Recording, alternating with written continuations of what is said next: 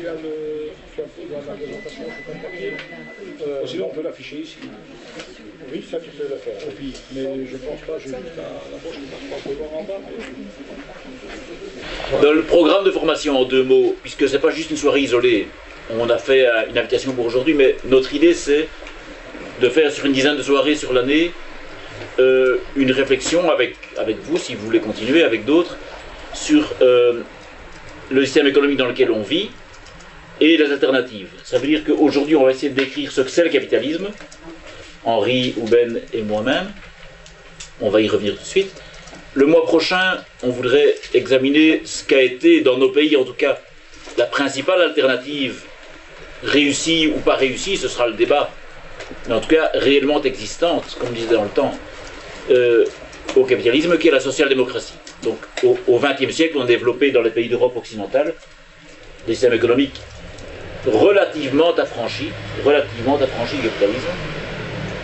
Et donc c'est l'examen, c'est le sujet de la formation du mois prochain. Et ensuite on sera dans une série d'alternatives plus radicales.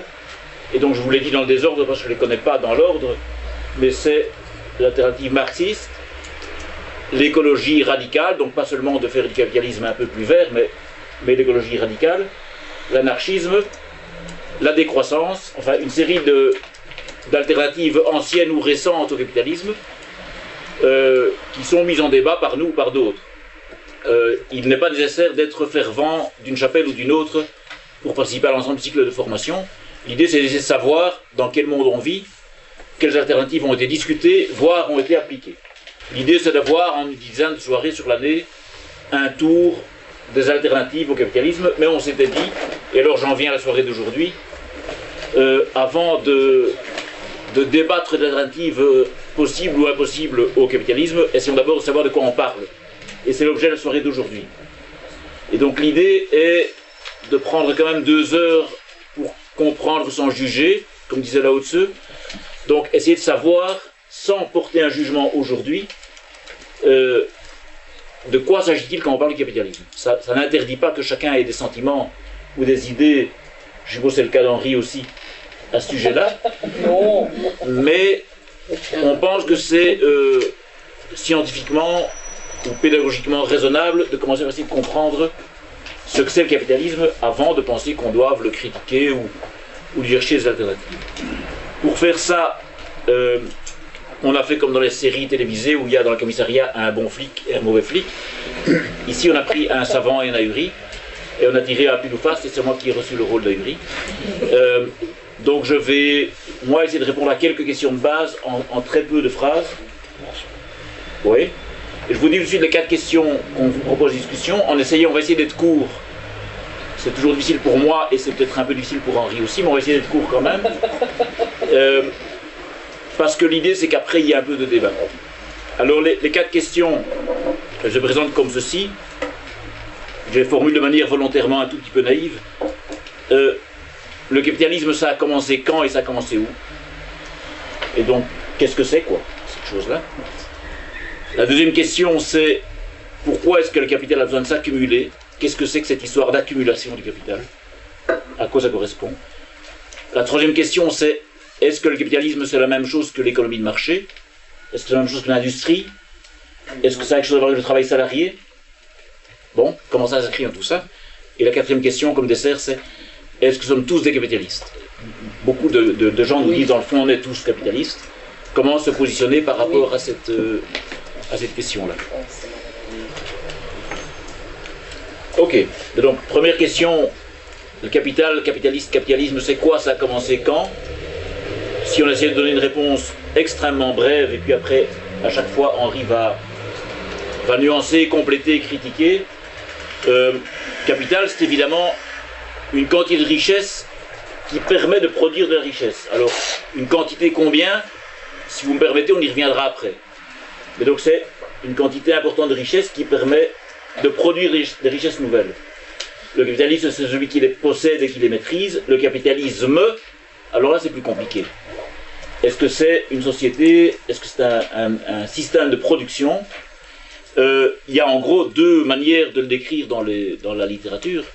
Certains font remonter le capitalisme au Moyen-Âge et au développement de ce qu'on appelle le commerce à longue distance, découverte de l'Amérique, les voyages en Extrême-Orient, etc. Avec deux phénomènes à ce moment-là, ce qu'on appelle l'accumulation primitive, donc le pillage notamment des richesses des Indes, d'Amérique latine, etc., va produire une très grosse accumulation de richesses en Europe. Un autre phénomène, c'est que le développement du commerce à longue distance crée un voile d'inconnu, une distance entre ceux qui produisent et ceux qui achètent, ce qui permet de manipuler les prix en dehors du contrôle de proximité. Quand vous faites du commerce dans un village, il est difficile de faire croire à vos voisins que tel bien, tel produit vaut beaucoup plus cher que ce qu'il a été, que ce que coûte sa production. Quand vous ramenez des marchandises d'un bout à l'autre du monde, le fait de faire du commerce avec un risque, parce que les bateaux c'est risqué, et du commerce de gros, permet de jouer sur les prix, et donc que des marchands, c'est pour ça qu'on parle de capitalisme marchand, que des marchands puissent accumuler des richesses grâce au commerce. C'est une école, je sais que c'est pas celle à laquelle Henri est le plus attaché.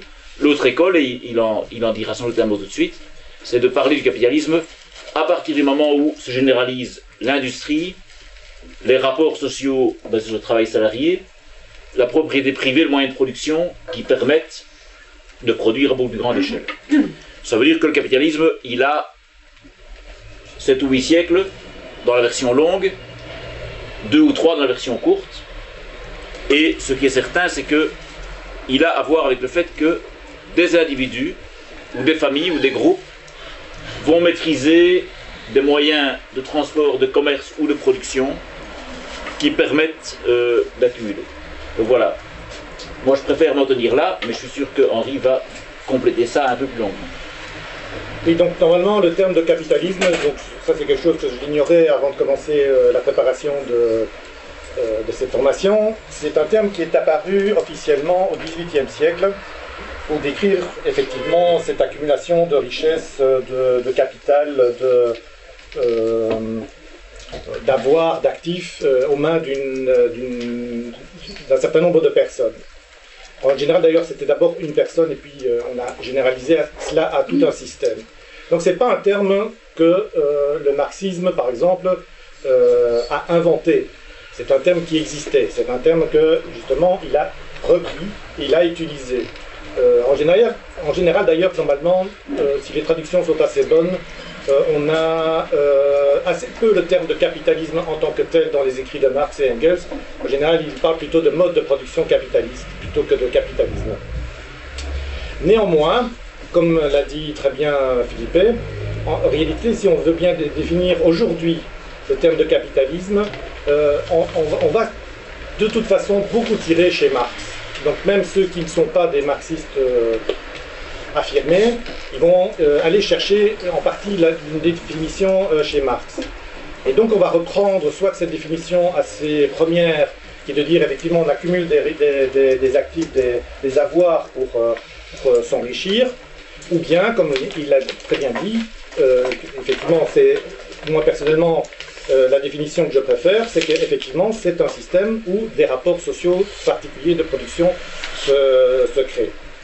Alors, dans le premier cas, les personnes qui sont les plus à la pointe de ce développement, c'est l'historien Fernand Braudel et, je ne sais pas si on peut appeler, parce que c'est un philosophe, historien, économiste, etc., sociologue, Immanuel Wallerstein, qui ont développé cette perspective. Et donc ce sont deux auteurs qui s'inspirent du marxisme, même s'ils en dévient parfois de temps en temps, mais c'est vraiment des auteurs qui utilisent ça de manière massive. Et je vous conseille d'ailleurs de lire Braudel, c'est un historien qui n'est pas, si vous aimez lire, hein, évidemment, si vous n'aimez pas lire, c'est compliqué, mais si vous aimez lire, franchement, allez lire Fernand Braudel, c'est vraiment quelque chose que je vous conseille. C'est quelqu'un qui a beaucoup de sens, de vouloir essayer de comprendre les choses, comprendre l'histoire, et il apporte énormément de points. Donc ça veut dire que je vous demande d'aller lire l'auteur dont je ne vous conseille pas de prendre la définition en termes de capitalisme, mais en termes d'analyse concrète de la situation et de l'évolution historique, en particulier de ce passage entre la société ancienne, l'ancien régime, en termes marxisme on appelait ça le féodalisme, vers le capitalisme, c'est quand même un des auteurs qui a le plus marqué et qui est fondamental. Et dans ce cadre-là, effectivement, donc l'apparition de ce capitalisme naît en période dominante.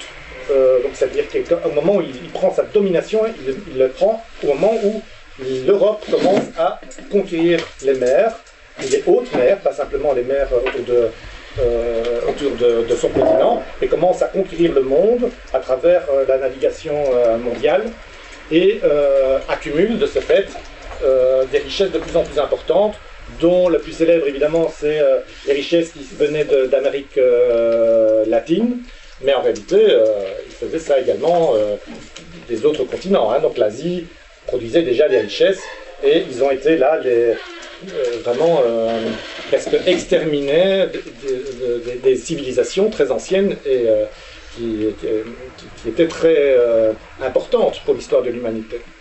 Donc, mais malgré tout, c'est quand même pas la définition que je retiens, parce que je trouve quand même que dans la définition, par exemple, de dire voilà, il y a d'abord des propriétés privées.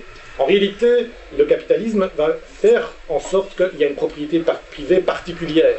Parce que normalement, avant aussi, il y avait une espèce de propriété privée, qui était soit une propriété privée d'un seigneur, qui possédait la terre sur laquelle les paysans cultivaient, ou bien c'était une propriété privée même des hommes, hein, dans l'esclavage, les maîtres possédaient véritablement des esclaves. Il peut y encore avoir plein d'autres formes.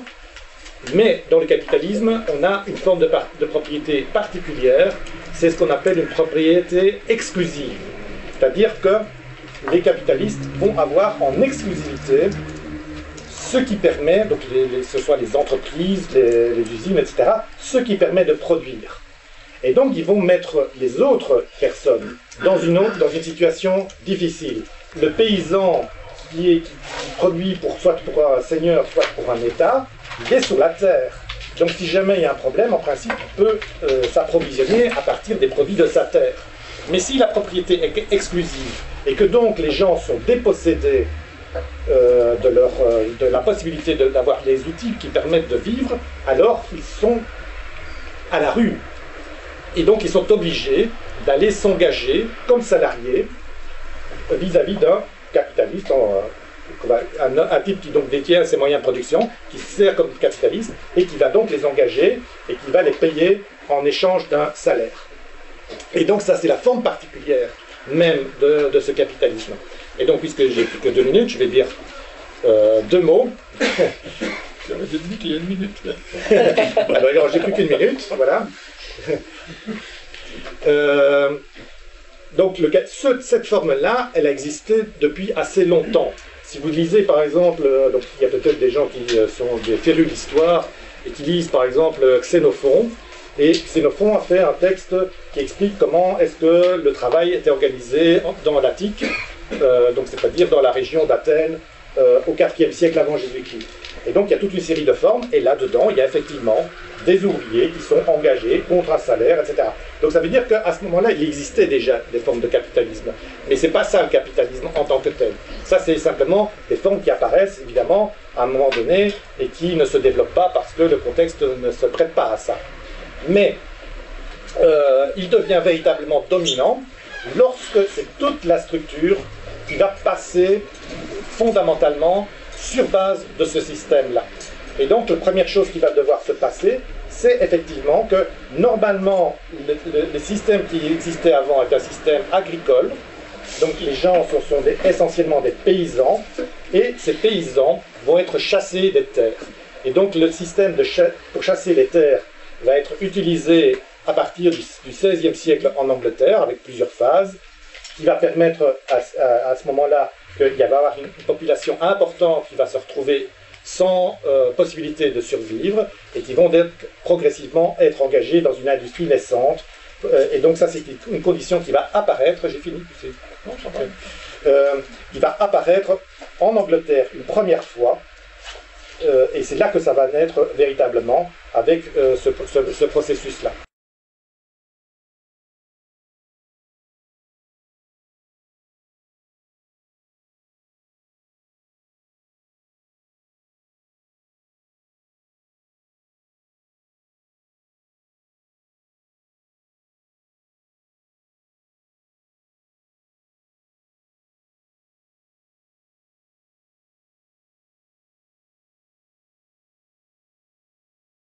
Et donc, la dernière chose que je vais ajouter, c'est qu'effectivement, à partir du moment où ce capitalisme se développe, il y a un certain nombre de conditions économiques, politiques, juridiques, idéologiques, qui sont de l'ancien régime, qui ne conviennent plus au capitalisme. Donc, il faut les faire sauter. Donc, par exemple, quelque chose qui est très concret, il y a des corporations. Les corporations, normalement, figent les compagnons, etc., dans une organisation. Mais donc, le compagnon devient automatiquement, d'une certaine manière, le maître, quand le maître disparaît, etc. Donc, il y a une série de choses qui sont des rapports personnels. Donc, pour que le capitalisme se développe, il faut qu'on enlève ça. Donc, on supprime les corporations. Donc, il y a un État qui doit dire les corporations, c'est fini, ça n'existe plus. Un autre exemple de ce type-là, c'est que dans tous les territoires sous l'Ancien Régime, ce sont des territoires qui appartiennent en partie à des seigneurs. Et chaque fois que vous passez sur le territoire, vous devez payer un droit de passage. Évidemment, si vous mettez un droit de passage, ça freine le commerce, et donc ça freine la possibilité pour que les marchandises aillent un peu partout. Donc ça freine le développement du capitalisme. De nouveau, que va faire l'État qui change de nature, d'une certaine manière, elle devient ce qu'on appelle, ce que moi j'appelle un État capitaliste, c'est qu'effectivement, il supprime ce genre de péage, et il dit, voilà, normalement, il n'y a plus de péage, et donc les marchandises vont pouvoir s'étendre sur tout le marché national. Donc, en fait, le terme de capitalisme est utilisé par essentiellement des gens qui sont marxistes ou bien qui ont une influence du marxisme. Alors, les autres, ils n'utilisent pas le terme de capitalisme, ils utilisent le terme d'économie de marché. Et donc, c'est bien économie de marché. Quoi ? Tu viens déjà sur une question. C'est une question, c'est pour ça que je ne vais pas le développer ici. Mais donc, je le précise parce qu'il faut bien comprendre que ici, on est encore des gens sur un créneau fermé. Et donc, ça explique d'ailleurs pourquoi est-ce que dans le traité constitutionnel européen, vous voulez introduire cette idée d'économie de marché dans le traité même. Hein, donc, c'était bien de faire affirmer cette chose-là. Alors, sur cette base-là, évidemment, on a l'impression que cette économie de marché se développe de manière naturelle. Mais en réalité, n'importe quel historien un petit peu sérieux sait très bien que la première chose qui est importante pour développer le capitalisme, et cette fameuse économie de marché aussi, c'est qu'il faut qu'il y ait un État qui gère toute une série d'institutions, et donc qui crée une monnaie nationale, c'est-à-dire pas des monnaies comme ça qui circulent sur des petites régions, qui effectivement peut unifier l'ensemble des systèmes des prix à l'échelle nationale, qui gère la main-d'œuvre d'une manière homogène, et donc cet État-là, il est actif sur le plan économique. Et s'il n'y a pas ça, il n'y a pas de capitalisme. Bien, je pense que ça valait la peine de déborder parce qu'il a introduit toute une série de notions. Moi, j'avais noté un petit peu les choses qui me semblaient aussi devoir aborder, mais Henri en a déjà abordé un paquet. Donc, pas seulement le rapport du salariat par la propriété exclusive, où les travailleurs sont obligés de passer un petit peu par les couches codines, finalement, de celui qui possède les moyens de production, mais tout l'appareil juridique, politique qui est nécessaire, les institutions, pour le faire fonctionner. Donc, ça fait beaucoup de notions, mais effectivement, je pense que cette cohérence-là est fondamental à avoir à l'esprit. La deuxième question ? Deuxième question que je voudrais introduire, c'est la question de l'accumulation. Donc, avec ce qu'Henri a expliqué et les définitions un peu basiques que je vais donner, on a une idée que vous aviez déjà avant de venir, hein, sans doute, de c'est quoi un capitaliste, c'est quoi du capital. Maintenant, supposons, voilà, vous êtes Albert Frère, vous possédez 5 milliards d'euros, je vous félicite. Quel est votre problème à ce moment-là ? Votre problème, c'est de savoir comment, avec 5 milliards d'euros, on peut faire un petit peu plus. Le capital n'est pas là pour dormir ou pour se diluer, il est là pour s'accroître. Du moins, toute l'histoire montre qu'il y a une pression irrépressible, et plus le rendement premier est élevé, plus la violence que peut déchaîner le capital ou l'accumulation sera élevée, à l'accumulation. Une image que j'ai parfois employée en formation syndicale, qui n'est qu'une image, hein, c'est celle du feu de forêt. Si vous avez dans une forêt un incendie quelque part, quand l'incendie est petit, le front de l'incendie est petit aussi, et il a besoin de quelques arbres en plus pour s'agrandir. Quand l'incendie a grandi, le front du feu est plus grand, et l'accumulation demande de plus en plus d'arbres à faire rentrer dans l'incendie, à rentrer dans le territoire du feu.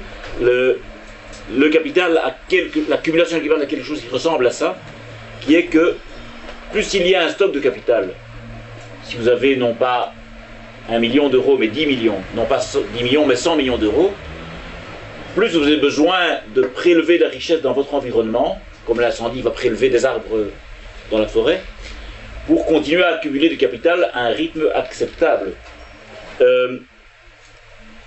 Jusqu'où le capital s'accumule? Mais là, la question de la richesse monétaire dont Henri a parlé tout de suite, le fait qu'on va pouvoir exprimer de la richesse sous la forme d'une monnaie qui a une circulation suffisamment large, garantie par un État puissant, etc. Et le développement du système bancaire va donner à la richesse un caractère abstrait et illimité qui fait qu'en fait, il n'y a plus de limite à l'accumulation de capital. Dans des modes de production anciens, féodaux par exemple, comme Henri a fait référence, si vous possédiez un certain nombre de têtes de bétail, ou un certain nombre de terres, ou un certain nombre de châteaux ou de maisons, le caractère concret, visible, matériel de la richesse peut constituer des limites, ou en tout cas des entraves à une accumulation qui serait infinie. Si votre richesse, ce sont des chiffres sur un compte en banque, si possible en Suisse par exemple, il n'y a pas de limite.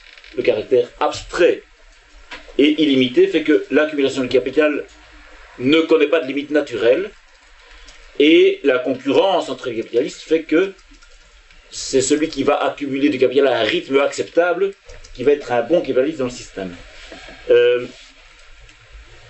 Maintenant, cette question de l'accumulation, je pense, je laisserai Henri continuer là-dessus, mais je pense que c'est une question absolument centrale dans un certain nombre de débats de société. Je donnerai un exemple tout de suite avant de m'arrêter sur cette question-ci, mais avant ça, quand même un mot de dire, si le capital s'accumule, si vous avez aujourd'hui 10 millions d'euros, mais que vous en aurez l'an prochain 11 millions, il s'accumule comment? La réponse de dire on va le mettre à la banque et la banque va vous donner de l'argent est une réponse idiote. Parce qu'évidemment la banque ne peut vous donner de l'argent sur vos dépôts à la banque que parce qu'elle-même est capable de confier cet argent à d'autres qui vont poser l'accumulation. D'accord? Vous pensez bien que si l'argent que vous mettiez à la banque est dans un coffre, on ne donnerait pas des intérêts. Au contraire, on vous ferait payer l'allocation du coffre. Donc la réponse ne peut pas être de dire que l'argent s'accumule de lui-même. Ça c'est une réponse magique ou puérile, quoi. Donc la question de comment le capital peut s'accumuler est une question sérieuse. Je ne prétends pas connaître la réponse unique et définitive, mais je connais en tout cas une réponse qui me paraît sérieuse. C'est-à-dire que dès lors qu'on installe des rapports de travail salariés, on est donc bien dans le capitalisme industriel et pas seulement dans le capitalisme marchand, eh bien, comment on appelle ça, le subterfuge ou l'apparence de vérité que constitue le salaire, le prix du travail, permet l'accumulation. Je m'explique. Vous êtes propriétaire d'une entreprise, vous avez un nombre de frais, vous achetez des matériaux, vous payez de l'énergie, vous payez les bâtiments de votre industrie, etc. Et puis vous vendez à un certain prix. Entre le prix auquel vous vendez et tout ce que vous avez dû dépenser pour produire, il y a ce qu'on appelle la valeur ajoutée. Je simplifie un tout petit peu, mais en gros c'est ça. Hein. Vous avez acheté par exemple du bois, des clous et des vis, et puis vous vendez des meubles. Entre le prix du bois, des clous et des vis et le prix des meubles, il y a la valeur ajoutée. Cette valeur ajoutée, elle ne va pas être donnée entièrement aux gens qui ont produit les meubles. Une partie de cette valeur ajoutée va être payée sur le salaire. Combien? 50%, 60%, 80%, ça dépend. Il n'y a pas de loi naturelle dans cette matière-là. Mais ce qui n'est pas distribué en salaire, c'est une partie du travail, une partie des richesses produites par le travail, qui va revenir à qui? À celui qui va dire, dans le fond, l'usine est à moi. C'est moi qui ai les parts, les actions, qui ai acheté le bâtiment, qui ai mis mon argent dedans. Donc je prends une partie de la richesse produite. C'est ce qu'on appelle la plus-value. C'est une captation d'une partie de la valeur produite par le travail qui va revenir au capital. Ça veut dire donc qu'il y a un lien entre capital, entre accumulation du capital et salaire, puisque évidemment, de façon très concrète et immédiate, le niveau des salaires est en concurrence avec le rythme de l'accumulation du capital. C'est pour ça que dans les sociétés capitalistes, comme celle où on vit, la question de la hauteur des salaires et de la part salariale n'est pas seulement une question de monsieur ou madame X qui voudrait bien avoir du pouvoir d'achat, c'est aussi une question d'évolution de la société en elle-même, puisque, inversement proportionnellement, le niveau des salaires va déterminer le rythme d'accumulation du capital. Encore un mot, Franco, si je peux encore acheter une minute, pour vous dire que la question de l'accumulation du capital se trouve, je crois, au cœur de beaucoup de questions qui nous intéressent aujourd'hui. Il y a des débats aujourd'hui sur la croissance. Est-ce que la croissance est importante? Est-ce qu'on a besoin de croissance, etc.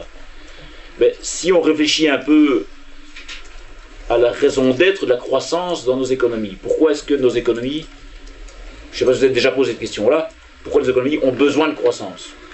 On nous dit depuis des décennies que quand il y a de la croissance tout va bien, quand il n'y a pas de croissance tout va mal. Pourquoi est-ce qu'on ne pourrait pas se dire, tiens, dans le fond, la Belgique a produit pour 350 milliards d'euros l'année passée, si on faisait aussi 350 milliards d'euros aujourd'hui, ce serait bien. Ben, en fait, ça ne va pas. Ça va pas. Il faut la croissance. Pourquoi il faut la croissance? Par le passé, la croissance économique a servi plusieurs intérêts différents. D'abord, il y a une croissance démographique qui demandait qu'à une croissance démographique corresponde une croissance de la production. Ensuite, il y avait un élèvement général du niveau de vie et l'équipement des ménages. Les gens n'avaient pas de frigo, pas de cuisine, pas de salle de bain, pas de voiture, et puis on s'est équipé. Aujourd'hui, il me semble qu'avec presque plus de croissance démographique et une saturation ou une sursaturation en équipement de beaucoup de ménages, ces questions-là ne sont plus tout à fait déterminantes. Beaucoup de gens pourraient accepter de vivre avec le même équipement globalement que ce qu'ils avaient il y a 5 ans ou il y a 10 ans. Par contre, le capital ne peut pas. Le capital a besoin de reprendre 2, 3, 4, 5% chaque année d'accumulation par rapport à ce qu'il y avait l'année passée. Et donc, soit la quantité de richesse produite est la même, et alors il faut les prendre dans la poche de quelqu'un d'autre, ce qui pose des problèmes. Soit il y a une croissance de la quantité de richesse, et alors le capital peut prélever dans cette croissance une part, grande ou petite, de ce qui a été produit. Voilà. 4 points. Le premier, c'est d'expliquer un petit peu pourquoi est-ce qu'effectivement il y a un changement d'attitude dans la classe dominante quand c'est une classe dominante capitaliste par rapport à une ancienne classe. Ben, ceux qui se remémorent peut-être leur cours d'histoire devraient se rappeler que par exemple la classe dominante, que ce soit d'ailleurs en Grèce antique ou bien dans la Rome antique, donc deux sociétés esclavagistes, la première chose qu'ils devaient faire donc ils essayaient d'avoir des charges étatiques, mais les charges étatiques étaient à leurs frais. Et donc en fait, ils devaient payer d'eux-mêmes, de leur poche, en fait, la possibilité d'exercer cette tâche. Et donc ils devaient payer par exemple des fêtes extrêmement glorieuses et donc extrêmement coûteuses. Donc je ne sais pas comment ils faisaient en Grèce pour récupérer leur argent. En Rome, on sait que après la charge étatique en tant que telle à Rome, ils recevaient ensuite la charge d'une province, et évidemment récupéraient lorsqu'ils étaient à la tête de la province l'argent qu'ils avaient dépensé pour la charge étatique.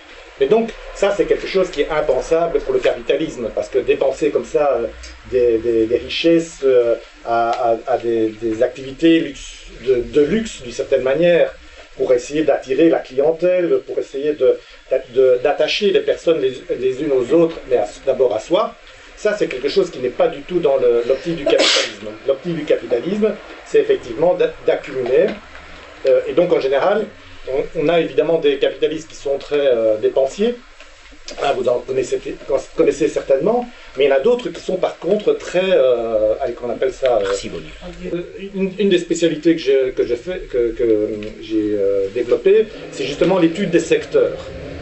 Et en particulier, évidemment, le secteur automobile, donc, que je connais assez bien. Et là, on voit très bien ce que c'est l'accumulation et le rôle que ça joue. Et donc, d'une certaine manière, tu as dit à un moment donné qu'il fallait avoir une accumulation acceptable. Mais en réalité, c'est pas vrai. Il faut la plus grosse accumulation. Et c'est celui qui a la plus grosse accumulation qui gagne.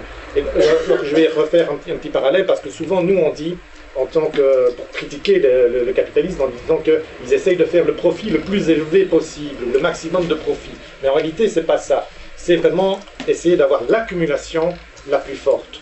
Alors l'accumulation, ça se fait effectivement par le prélèvement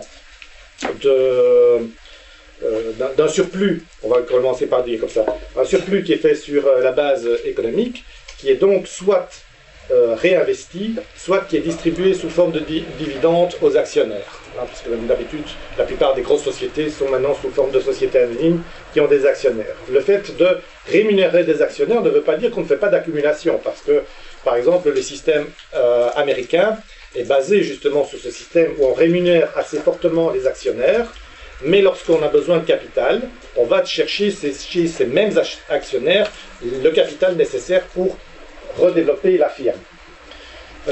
Par contre, en Europe et au Japon, c'est plutôt l'inverse. C'est-à-dire qu'on ne fait pas trop confiance à l'actionnaire, donc on le rémunère généralement moins, mais on accumule beaucoup plus. C'est-à-dire qu'on réinvestit plus facilement les bénéfices qui sont faits. Donc ça, ce sont déjà deux stratégies qui sont différentes entre les régions.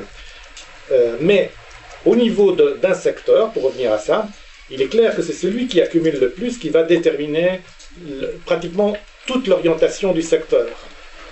Et donc ça va à ce point que quand moi j'ai commencé à étudier l'industrie automobile, un constructeur qui devait rester dans le jeu mondial, il devait produire à peu près 2 millions de voitures par an. Aujourd'hui, on en est à peu près que si vous ne produisez pas 5 ou 6 millions de voitures par an, et donc j'ai commencé il y a une petite vingtaine d'années, hein, donc c'est pas... je ne suis pas aussi vieux que ça que c'est en 1950. Hein. Donc c'est à peine 20 ans, on est à 5 à 6 millions de voitures minimum pour rester dans le jeu mondial.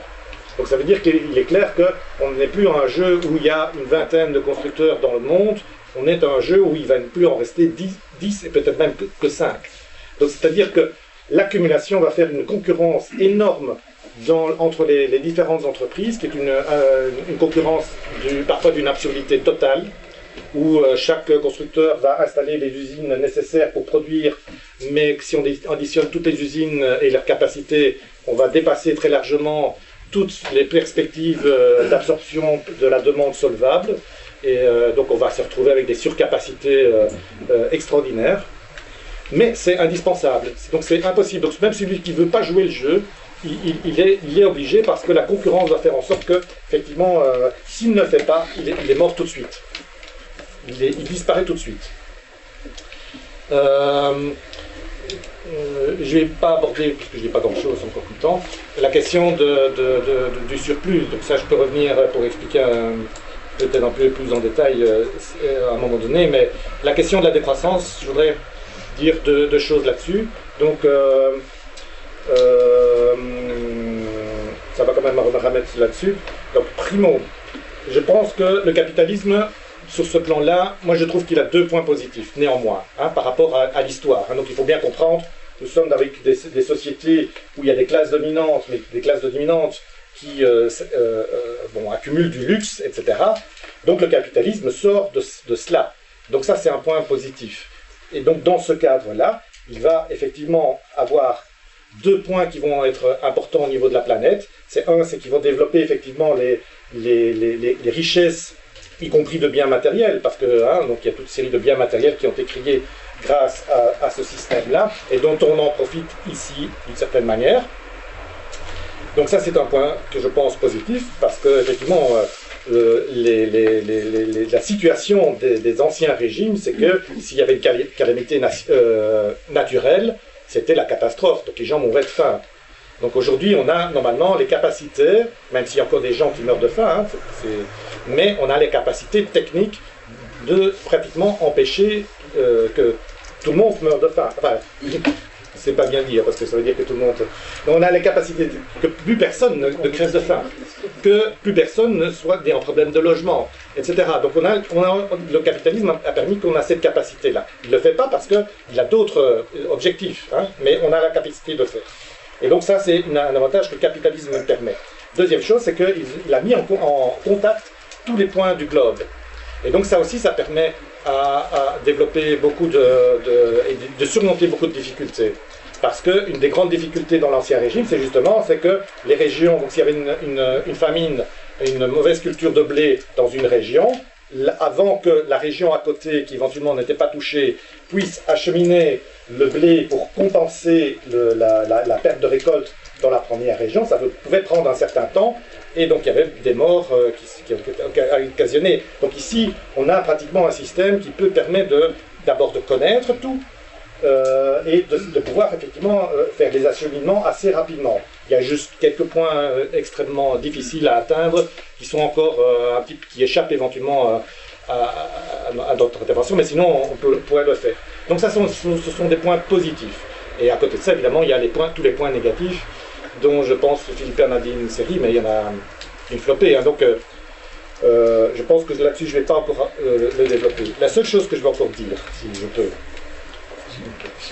c'est qu'il faut comprendre quelque chose qu'à mon avis, en général, je pense que les gens de la décroissance ne comprennent pas très très bien. C'est que normalement, il n'y a que deux facteurs qui créent de la richesse. C'est ou bien la nature ou la terre, si vous préférez, ou bien le travail humain. Ça, ce sont les deux seules sources de création de richesse. Il n'y en a pas d'autres. Parce que, en fait, quand vous dites la machine, etc., mais la machine, c'est un produit de l'homme. Hein, il y a un homme, il y a du travail humain qui a dû créer la machine, etc. Donc la machine, effectivement, peut aider, etc., mais c'est toujours du travail humain. Et donc, il y a ces deux choses-là. Or, ce que le capitalisme va faire, c'est d'évaluer non pas la valeur d'un bien, mais sa valeur marchande, ou bien, dans le terme marxiste, sa valeur d'échange. Et sa valeur d'échange ne peut être analysée qu'à partir du travail humain. Parce que ça n'a pas de sens d'avoir une valeur d'échange de la nature. La nature n'a pas besoin d'avoir des pièces de monnaie, etc. Elle n'échange rien. Si vous payez quelque chose de la nature, c'est parce qu'il y a un propriétaire qui a effectivement soit un terrain ou quelque chose comme ça, et vous payez le propriétaire, vous ne payez pas le terrain. Donc, normalement, la nature ne demande rien. La nature produit ses richesses gratuitement. D'ailleurs, s'il n'y a pas de propriété dessus, vous pouvez les prendre, il n'y a pas de problème. Et ça ne coûte rien. Vous pouvez boire l'eau de la rivière, je ne sais pas si c'est très prudent pour l'instant, mais à un moment donné, c'était tout à fait possible. Vous pouvez respirer l'air est gratuit jusqu'à présent. Là aussi, on peut avoir des inquiétudes par après, mais donc tout ça, c'est gratuit. Donc il n'y a qu'à partir du moment où il y a quelqu'un qui va mettre un droit de propriété là-dessus que vous devez payer le droit de propriété. Mais le droit de propriété en tant que tel ne crée aucune richesse. Hein, puisque c'est simplement vous transférez de l'argent que vous avez vis-à-vis d'un propriétaire. Par contre, la création de richesse vient du travail humain, et c'est ça qui est rémunéré. Et donc, moi je ne sais pas du tout si on va arrêter... moi je suis un peu... donc effectivement, nous avons une accumulation de biens assez importante, mais à un moment donné, moi j'ai commencé, il n'y avait pas d'ordinateur. Donc aujourd'hui, il y a des ordinateurs. Mais il ne marche pas. Oui, mais normalement, celui qui est chez moi, il marche. Jusqu'à maintenant, personne s'en était rendu compte pour pas voir la mèche. Donc, est-ce qu'il va y avoir d'autres besoins? Donc les besoins évoluent. Donc, ça veut dire qu'à un moment donné, on dit quelque chose qui est évident aujourd'hui. Demain, peut-être que les choses évoluant, on aura d'autres besoins, des choses qui vont apparaître.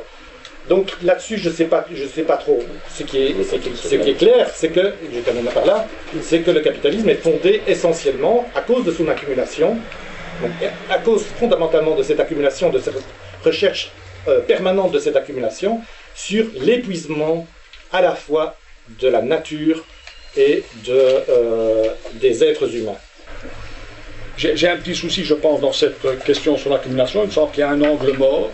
Alors, je voudrais l'exposer, et puis on ne doit pas y répondre maintenant parce qu'il y aura le débat, mais si vous pouvez un petit peu garder dans le coin de la tête, c'est qu'on parle de l'accumulation, en particulier, tu as signalé l'accumulation monétaire, et en signalant qu'effectivement, à partir de là, on peut imaginer, on ne peut pas imaginer une limite. Pourquoi est-ce qu'il y aurait une limite à cette accumulation?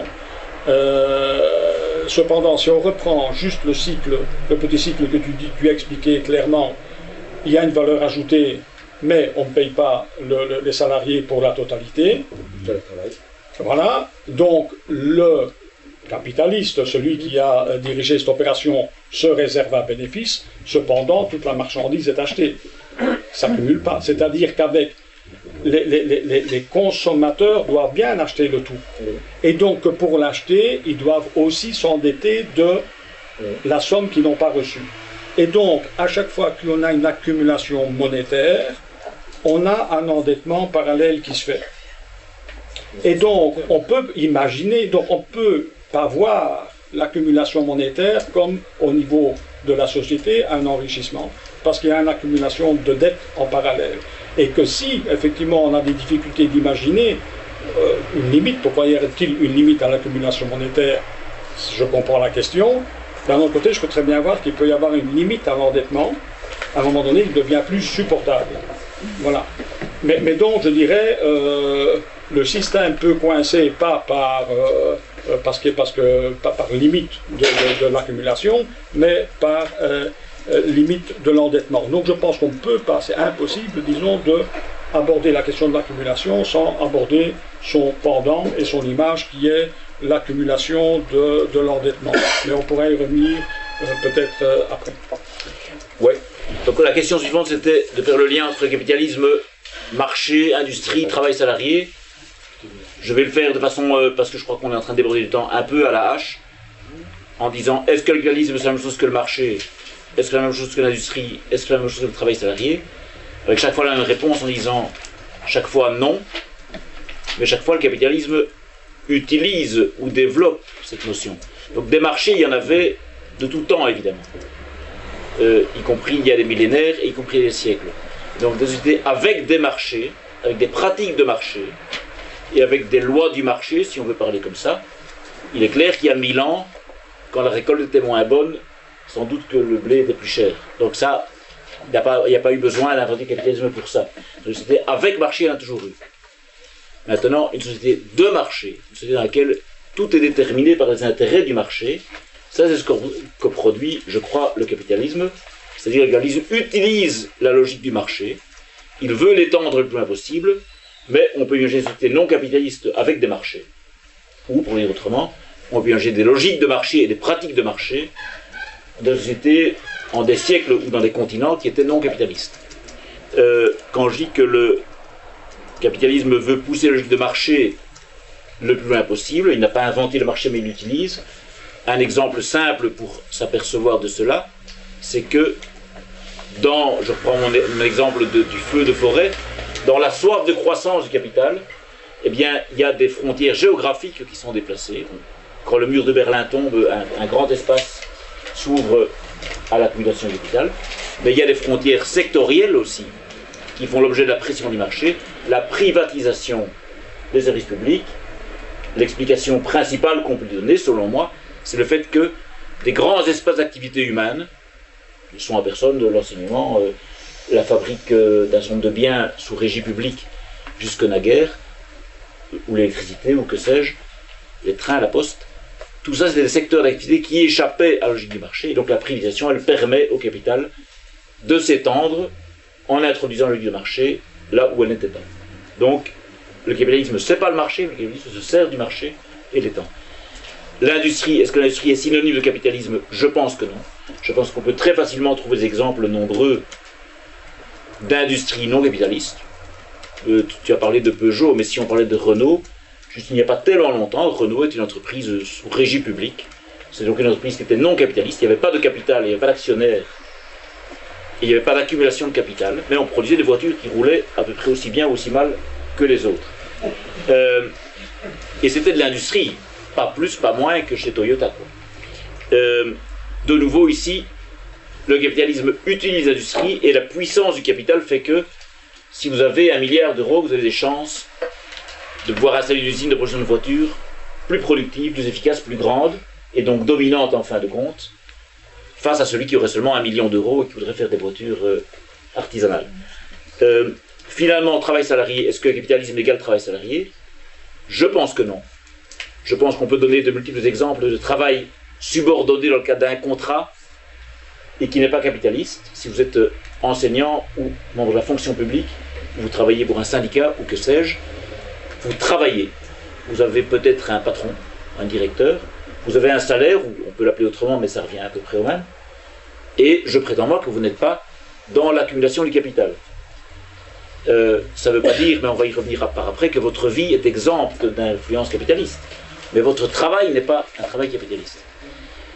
Donc le travail subordonné avec un chef, une organisation, une hiérarchie, un contrat, ne me semble pas être une caractéristique exclusive du capitalisme, mais là aussi, le capitalisme utilise ce dispositif du travail salarié, il l'utilise au maximum pour une raison simple, qui est celle qu'Henri dit tout de suite, c'est que la seule source qui permet la plus-value, c'est le travail.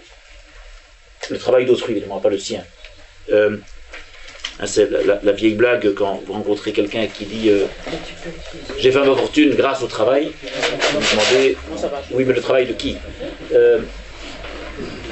Voilà. Donc, trois petites remarques rapides sur les rapports entre capitalisme et marché, capitalisme et industrie, capitalisme et travail. Mais je les ai faites un peu naïvement. Donc, Henri, si tu veux. Mais je vais être le plus court possible. Très très dur. Donc, d'abord, il faut. Moi, j'essaye toujours de citer la première phrase du Capital de Marx, que je trouve assez intéressante, parce qu'il dit, grosso modo, parce que je ne la cite pas, de toute façon, c'est en allemand, c'est écrit en allemand, donc la traduction peut être différente. Mais il dit le système dans lequel le mode de production capitaliste est dominant apparaît comme une immense accumulation de marchandises. Et donc, je trouve ça tout à fait important parce que ça montre bien l'idée fondamentale qui apparaît derrière le capitalisme. Donc, c'est-à-dire, c'est vrai qu'il y a une différence entre marché et capitalisme, mais le capitalisme, en termes de marché, va effectivement faire en sorte que pratiquement tout va être marché. Et donc, effectivement, si vous regardez la manière dont on fait la comptabilité et quand on calcule les richesses dans le capitalisme, il y a toujours un passage marchand. Il y a toujours un passage monétaire. Donc ici, à part qu'on va vous demander éventuellement un petit euro pour payer la salle, mais sinon, l'enrichissement éventuellement que vous pouvez en tirer, ça n'existe pas sous le capitalisme. Donc c'est quelque chose qui vous bénéficie à vous, mais qui va se retrouver nulle part dans les comptes. Si vous faites vous avez un petit jardin, un petit potager, etc., et vous cultivez des salades que vous mangez, peut-être que ça vous nourrit, mais ça n'existe pas. Donc ça n'existe qu'à partir du moment où ça passe par un marché. Alors, effectivement, de nouveau, je continue sur cette idée, capitalisme, c'est pas marché, et donc il y avait des marchés avant, mais le marché était subordonné. Donc c'est-à-dire qu'il y avait un autre système, et le marché il y avait à côté un marché qui fonctionnait. À un moment donné, l'autorité, donc l'État, le seigneur, etc., pouvait éventuellement prendre des décisions contre le marché et contre les marchands.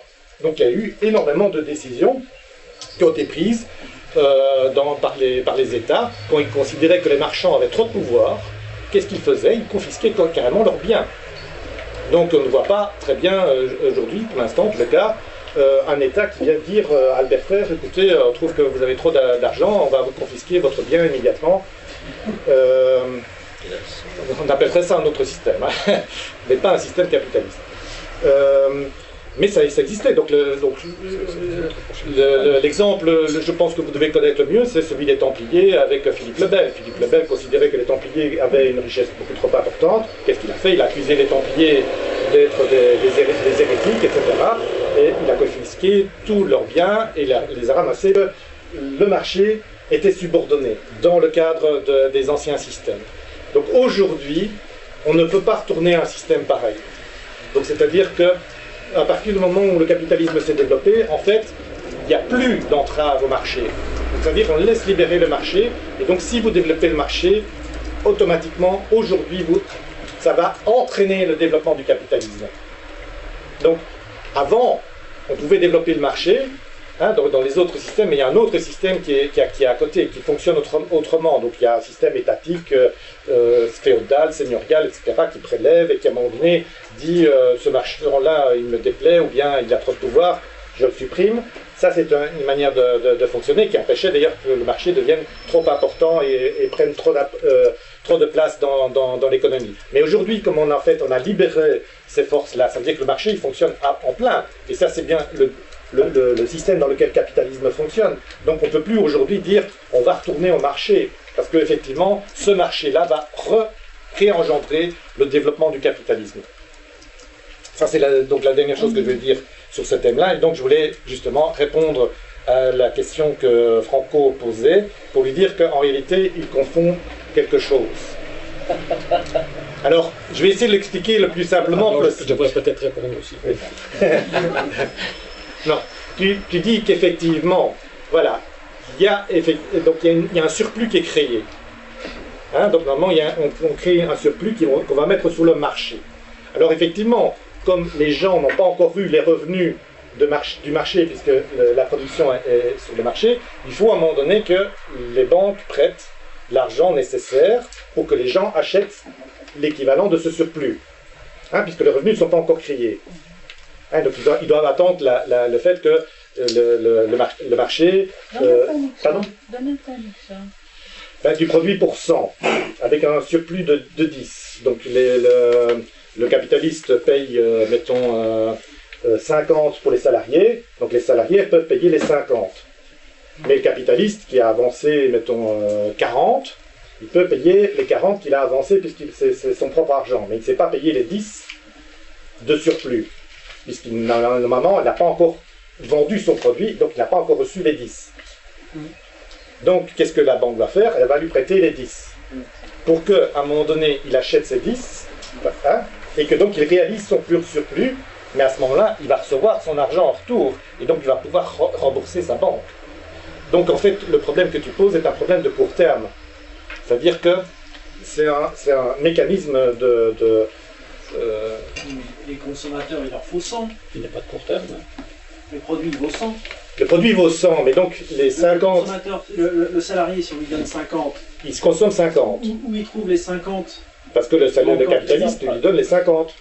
C'est dans son investissement. L'endettement. Quoi? C'est un endettement. Non, c'est pas de l'endettement. Ah. Non, c'est son capital au départ. Le capitaliste a un capital au départ. Toi, tu regardes du point de vue du capitaliste. Lui, il regarde du point de vue des travailleurs et des consommateurs. Non.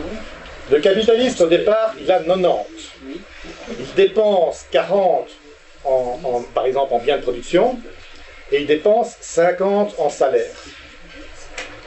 Donc, les gens qui ont les 50 en salaire, ils ont les 50, donc ils peuvent acheter 50 sous biens de consommation, et les capitalistes qui vont recevoir les 40 pour la production, vont recevoir effectivement les 40. Donc, ils peuvent dépenser les 40. Restent les 10 du surplus. Donc le surplus là, effectivement, il n'a pas encore les revenus puisqu'il doit vendre son bien pour pouvoir les récupérer. Donc là, effectivement, il manque 10 que la banque va lui prêter. La banque peut prêter 10, mais une fois qu'il a prêté 10, il peut acheter ses 10 et donc récupérer ses 10 en termes monétaires. Donc il peut à ce moment-là rembourser sa banque. Donc, en fait... Non. Mais en réalité, donc, le problème de l'endettement ne vient pas là. Il vient du problème d'accumulation. Il vient au moment où l'accumulation devient extrêmement importante. Pourquoi? Parce que les différentes entreprises se concurrencent les unes par rapport aux autres et sont dans une compétition justement à acquérir de plus en plus. Et donc sont obligés d'augmenter le capital. Et donc sont obligés d'aller chercher l'argent aux banques pour que les banques leur prêtent pour accumuler davantage. Et c'est là que tu vas avoir un processus d'endettement qui augmente. Mais ton système là est un bête système de raisonnement à court terme. Alors, on a un raisonnement à court terme et à long terme, il y a des avis différents, vous les gardez, et puis on viendra peut-être dans le débat là-dessus. La quatrième question. La quatrième question, je l'avais formulée comme ça, dire est-ce que nous sommes tous des capitalistes? Et pour aller vite, je vais vous donner mon opinion. La réponse est non, nous ne sommes pas tous des capitalistes. Et pourtant, nous sommes tous décapitalisés, si vous me permettez le néologisme. Pourquoi est-ce que je dis non, nous ne sommes pas tous capitalistes? Entendons-nous, un capitaliste, ce n'est pas quelqu'un qui a un peu d'argent dans sa poche. C'est quelqu'un qui a suffisamment d'argent pour en faire un instrument de production de richesse. Alors moi j'aime bien être un peu concret.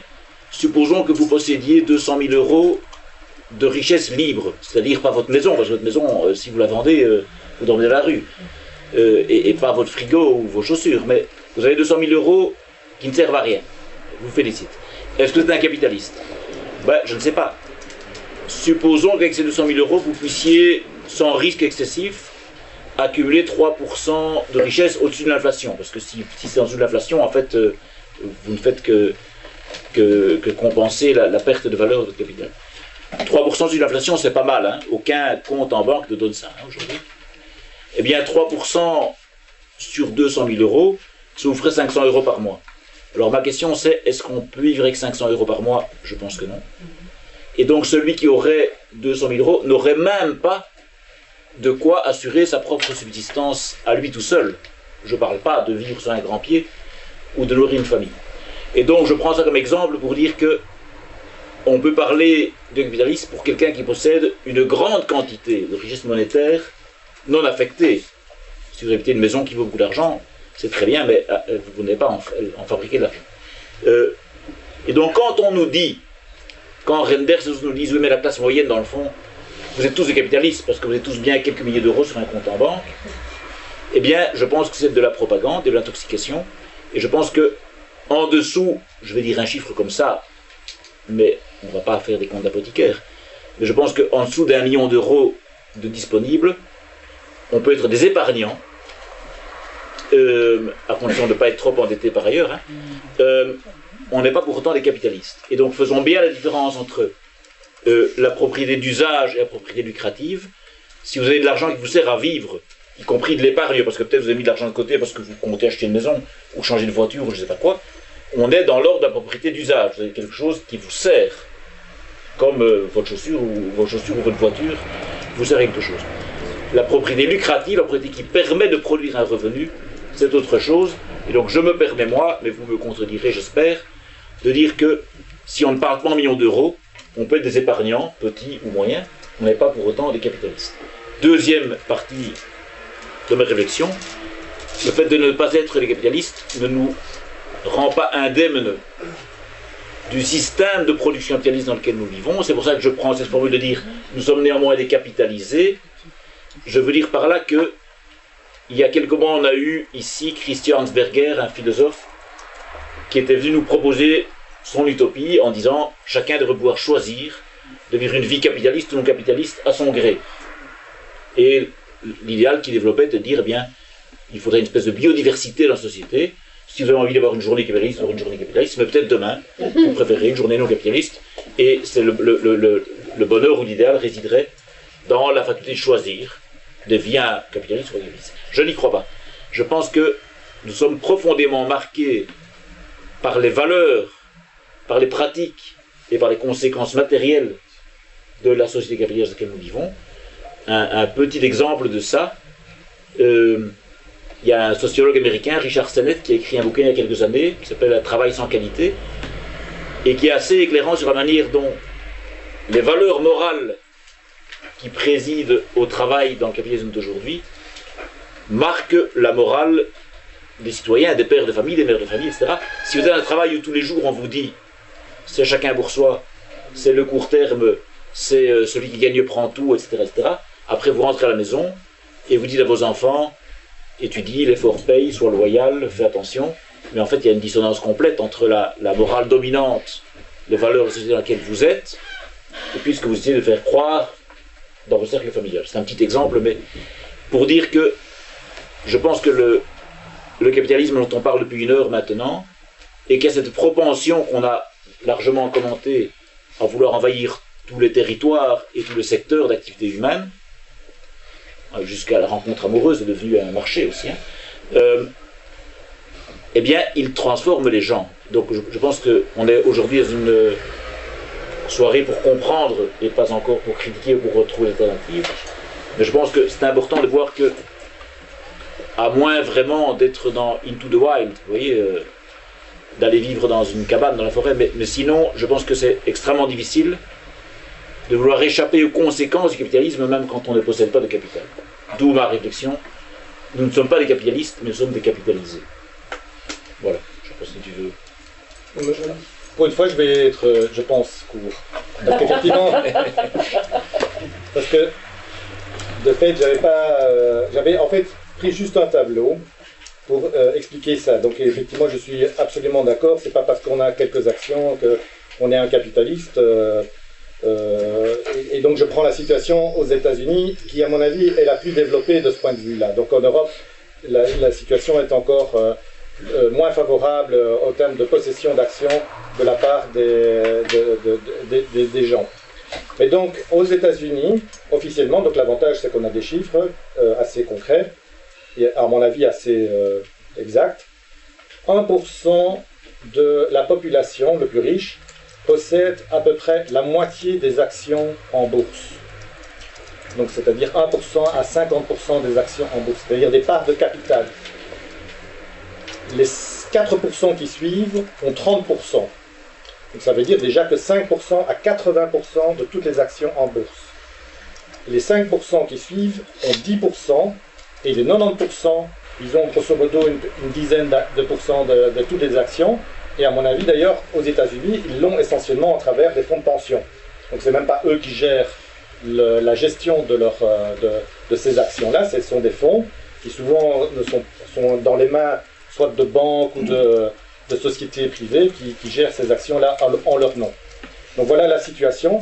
Donc je pense qu'effectivement, déjà, je peux dire que globalement, il y a 90% de la population qui sont en fait, qui n'ont pratiquement rien à dire. Parce que je pense que la question du capitalisme, c'est pas simplement d'avoir des actions, c'est d'avoir aussi quelque chose à dire dans l'entreprise. Donc, si vous avez une société qui a 5 milliards de capital, même 1 million, ça ne représente rien du tout. Hein. C'est celui qui a réuni, je ne sais pas, au moins 1 milliard d'euros qui peut dire quelque chose. Les autres n'ont rien à dire. Ça, c'est la réalité. Et donc, la société d'action a été créée pour ça.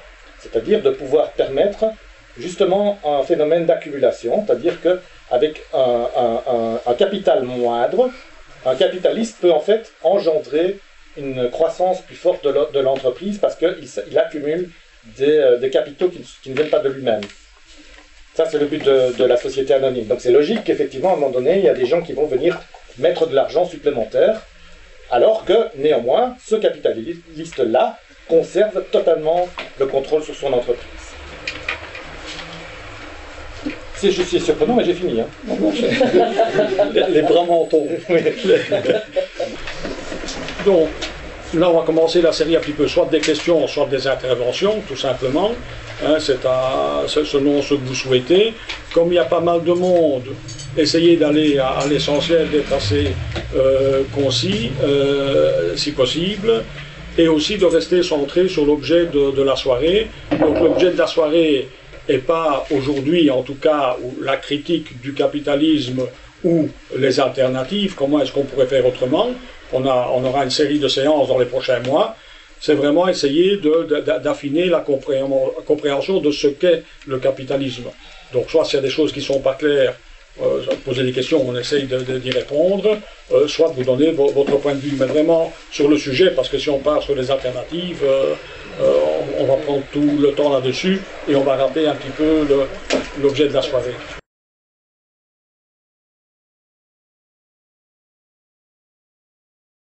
Donc la question des sociétés, je pense que toutes les sociétés particulières, que ce soit la SPRL, la SA, ont pour but l'accumulation.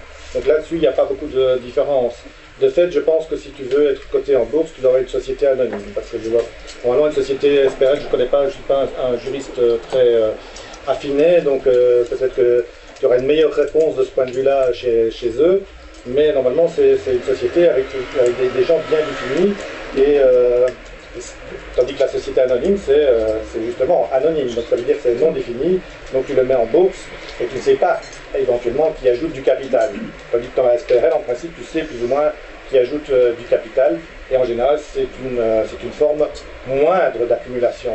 Donc c'est pour ça que la plupart des grosses sociétés sont formées maintenant sur base d'une société anonyme.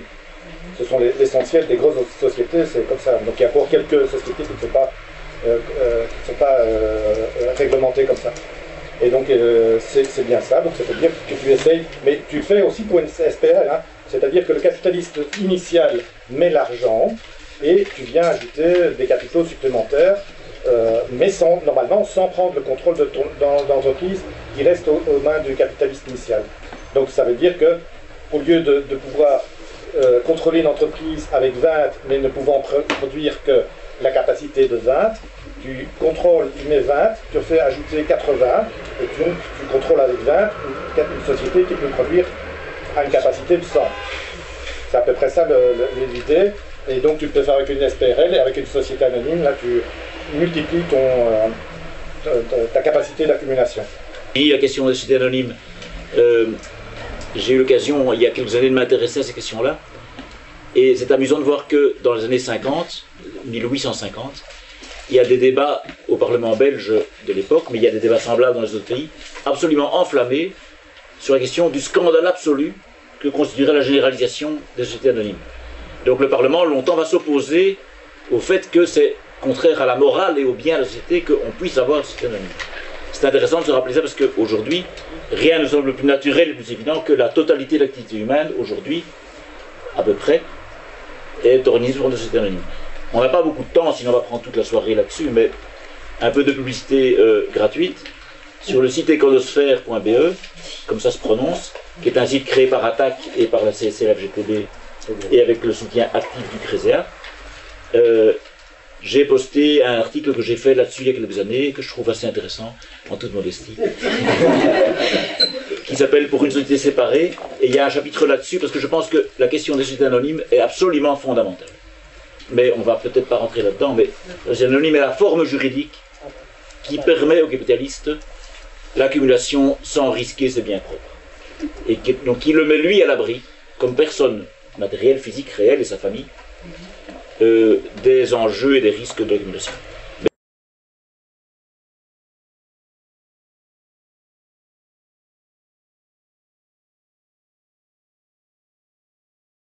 Le capitalisme a pu se développer à partir donc, du fait qu'on a d'une certaine manière chassé les paysans. Donc en Angleterre, on le sait. On sait qu'ils ont pris des systèmes d'enclosure, c'est-à-dire que normalement le système féodal ancien s'est décomposé. Donc ça c'est un phénomène qui apparaît à peu près à partir du XIIIe, XIVe siècle, à peu près dans une bonne partie de l'Europe de l'Ouest. Ce qui veut dire qu'à un moment donné, il y a soit des paysans libres, soit des paysans regroupés qui vont produire sur un certain nombre de terres. Et puis, ceux qui vont considérer, en Angleterre en tous les cas, qu'ils sont les propriétaires, les réels propriétaires de ces terrains-là, vont commencer à mettre des clôtures pour, effectivement, faire en sorte qu'ils s'approprient le bien paysan et donc chassent les paysans de ces terres-là. Alors, ces paysans-là vont se retrouver sous différentes formes. Donc il y en a certains qui vont devenir des bandes de vagabonds, de brigands, qui vont se mettre dans les bois pour aller chasser les marchands. Mais à un moment donné, évidemment, ça va être pourchassé par l'État central.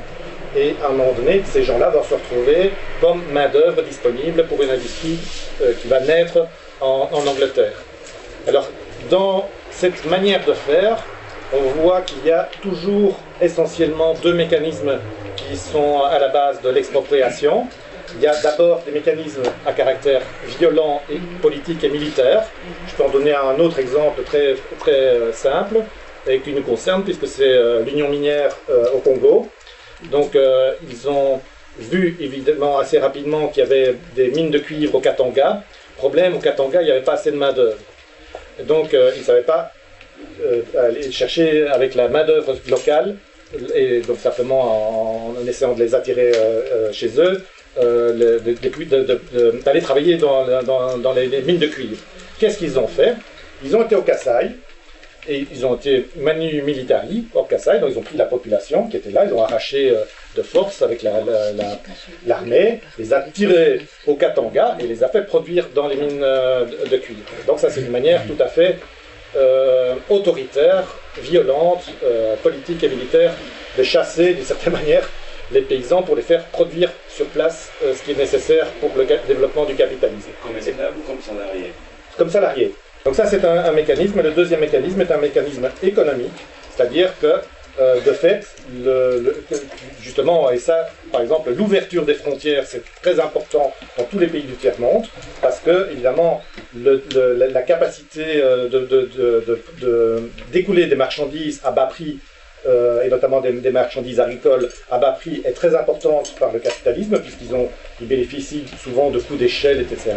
Donc ils peuvent facilement vendre des produits agricoles à très bas prix sur des marchés où il y a une production locale qui, à un moment donné, se fait liquider parce que les prix sont beaucoup trop élevés. Et alors les gens ne savent plus vivre de leur terrain parce qu'ils ne savent plus vendre tout simplement leurs biens sur le marché. Et donc, alors, comme leur terrain ne les permet plus de vivre, ils le quittent et se retrouvent comme main-d'œuvre potentielle pour les capitalistes. Donc ça se passe tout le temps comme ça. Il y a toujours ces deux mécanismes-là en permanence qui se font, et tu n'as pas de résistance parce qu'évidemment, ce sont des mécanismes à caractère individuel. Sur la soumission des peuples, Henri, la soumission des peuples au carnage capitaliste, si on peut dire ça comme ça, on avait dit qu'on n'avait pas jugé. Henri dit il y a les mécanismes économiques et non économiques, il y a le marché, il y a la force brutale, disons, hein, je résume. Je trouve intéressant aussi de garder à l'esprit une distinction que fait Gramsci, qui est un philosophe marxiste, mais pas que marxiste italien, qui dit il y a deux types de direction de la société. Il dit il y a une classe dirigeante ou bien une classe dominante. La classe dirigeante, dit-il, c'est quand, en plus d'avoir la force, donc les CRS, disons, ou les canonnières, on a le consentement du peuple, parce les gens ont l'impression qu'on sert leurs intérêts. C'est ce qu'il y a une situation d'hégémonie. Dans les situations historiques où ceux qui ont le pouvoir arrivent à faire croire à l'essentiel, à la plus grande partie de la population, que le système marche dans l'intérêt général, eh bien on a besoin des CRS qu'à titre secondaire, quoi, à titre supplétif. Et puis à d'autres moments, et je trouve ça intéressant maintenant, parce que je pense qu'on se période comme ça, maintenant, la classe dirigeante ne dirige plus grand-chose, elle perd son pouvoir de conviction, l'idée qu'elle représente l'intérêt commun, et qu'est-ce qui reste à ce moment-là? Il y a une classe qui ne dirige plus, mais qui domine, et dans ce cas-là, la force brutale devient, non plus supplétive, mais elle devient un instrument immédiat de la domination.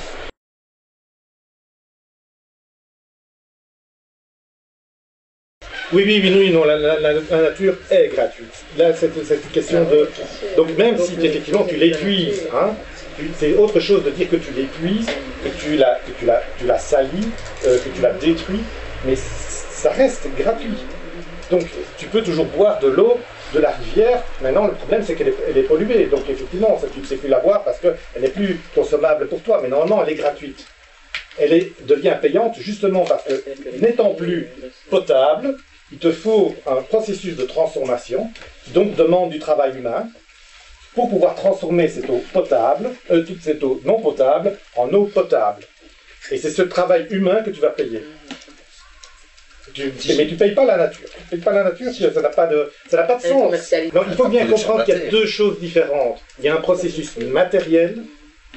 Donc il y a un processus matériel. Donc toi tu es un homme avec ton corps, etc. La nature c'est des biens, c'est des terrains, etc. Et donc eux produisent effectivement par leur propre mécanisme des choses. Ça, ce sont des choses matérielles. Et donc que le capitalisme épuise ces choses matérielles, c'est tout à fait évident. Et donc effectivement, en épuisant ça, ça les rend qu'effectivement, à un moment donné, ils sont épuisés. Mais la question du capitalisme et sa base marchande est quelque chose qui n'a pas de sens naturellement. Ça n'a pas de sens naturellement. La nature ne produit pas de la monnaie. Donc si on produit de la monnaie, c'est parce que nous échangeons entre nous, entre hommes. Donc il n'y a que nous qui sommes dans le processus. Et donc on ne paye que ce que nous on fait. Je voulais faire une petite intervention, si vous permettez, une petite minute, sur la question de l'eau, etc. Bon, d'abord, j'ai lu un certain Karl Polanyi, un auteur quand même, je pense intéressant de lire aussi. Il avait une formule, je dirais, qui m'a frappé, en ce qui concerne le capitalisme, où il disait que pour que le capitalisme puisse se développer, il a fallu trouver le moyen de marchandiser, donc de faire des marchandises avec le travail, ça on l'a abondamment signalé, la terre, ça a été indiqué aussi, et la monnaie. On peut rentrer dans ce débat-là, mais c'est un autre, mais tu as touché un mot. Mais la terre, quand on dit la terre, ça peut être, à mon sens, c'est la terre, c'est l'eau, c'est différents types de ressources. Donc à partir du moment où on en fait une marchandise, la terre, ça un cas encore très clair. On met 4 piquets et on dit voilà, maintenant si vous voulez avoir le droit de vous mettre la maison là-dessus, vous devez payer. On a marchandisé quelque chose qui a priori est quelque chose de naturel. Comment c'est marchandisable? Ben, c'est marchandisable en mettant 4 piquets, en disant vous devez acheter le droit de vous mettre dessus. À partir de ce moment-là, les gens sont prêts à payer parce que c'est ça ou rien d'autre. Et donc ça fait partie, à ce moment-là, on peut effectivement, ça peut devenir, ça a un sens, à mon avis, de dire, bah oui, l'eau c'est la même chose, il n'y a qu'une source, on donne le droit à telle entreprise de l'exploiter, mais vous n'allez pas seulement payer la dépollution ou la pose de tuyaux, s'il a le monopole, vous allez payer quelque chose en plus, simplement parce qu'il a le monopole et parce que l'eau, il n'y a que lui qui en dispose, donc finalement, on est prêt à payer pour quelque chose dans lequel il n'y a pas de travail. Donc c'est peut-être aussi quelque chose, me semble-t-il, qui est propre au capitalisme, ou à l'esprit, à mode de fonctionnement capitaliste, qui est de marchandiser, mais ça a été dit aussi, marchandiser, de se faire de plus en plus, à peu près tout et n'importe quoi, on pourrait dire. Mais la terre et l'eau, ça tient à ça. L'eau, on s'en choquerait parce qu'aujourd'hui, ce n'est pas tout à fait le cas chez nous, mais la terre, on s'en choque plus parce qu'on est habitué, mais c'est pareil, il n'y a pas de différence en réalité, à mon sens, dans ce sens-là. Et alors, dernier point, quand même, on n'est pas revenu là-dessus, c'est, j'en touche juste un mot, c'est marchandiser la monnaie. Mais avant d'avoir le système capitaliste, la monnaie, en général, était une monnaie, grosso modo, qui était produite par l'État ou par les seigneurs ou par l'autorité politique. Avec le capitalisme, la production de la monnaie, en l'occurrence du crédit, est devenue parfaitement privatisée. À toute petite marge près, encore on peut discuter, mais essentiellement, c'est devenu aussi une marchandise. C'est sorti du domaine public pour entrer dans le domaine privé. On n'en a pas parlé beaucoup, mais ça semble être une caractéristique peut-être propre au capitalisme.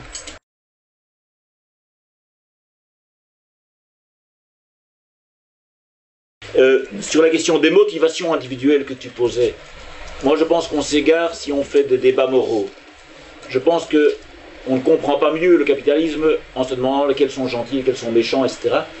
Je pense que si on comprend la logique de concurrence dans laquelle ils sont, on va aussi comprendre que celui qui renoncerait à pousser au maximum la logique d'accumulation, il va juste être écarté du marché.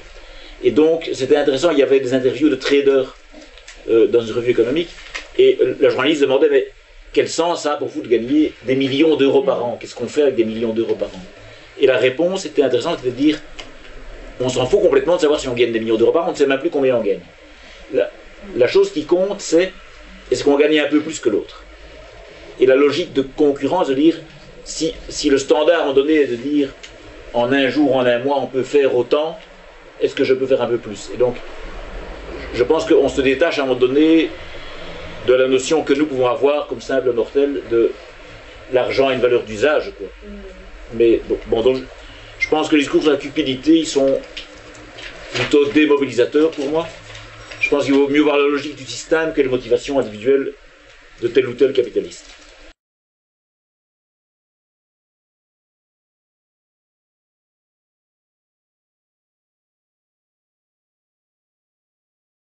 Sur l'existence de l'industrie non capitaliste, je ne suis pas tout à fait d'accord avec toi ni avec Henri.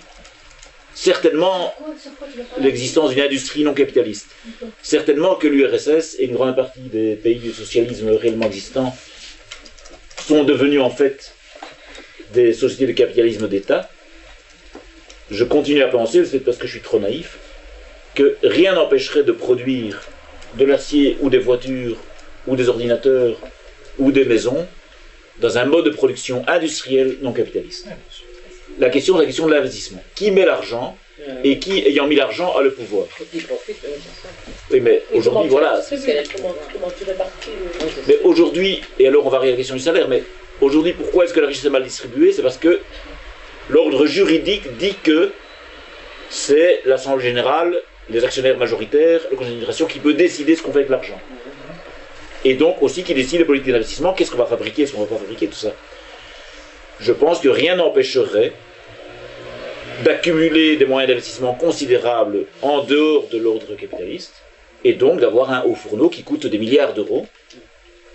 Donc je pense que l'hypothèse de la faisabilité d'une industrie non capitaliste reste à infirmer, quoi. Mais évidemment, les exemples historiques ne sont pas tous réjouissants.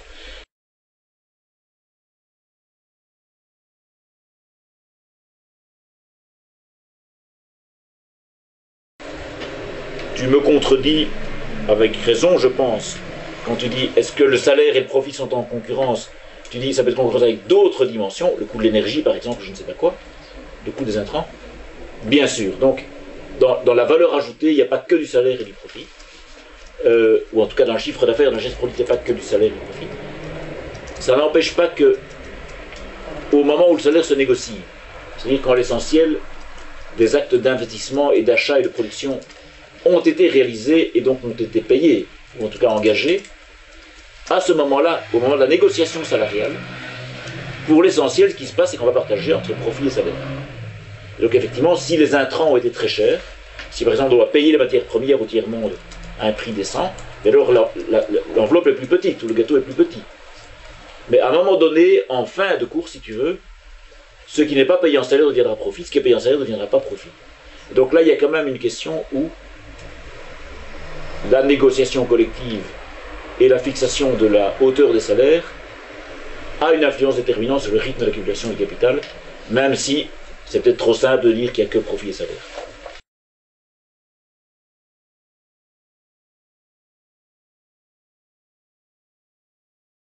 Je peux seulement dire que je suis entièrement d'accord. La commande, c'est-à-dire essayer de décrire ce que c'est le capitalisme comme mode de production et comme système économique, il est évidemment absurde de l'imaginer séparé de l'impérialisme et de la puissance militaire et séparé d'une culture.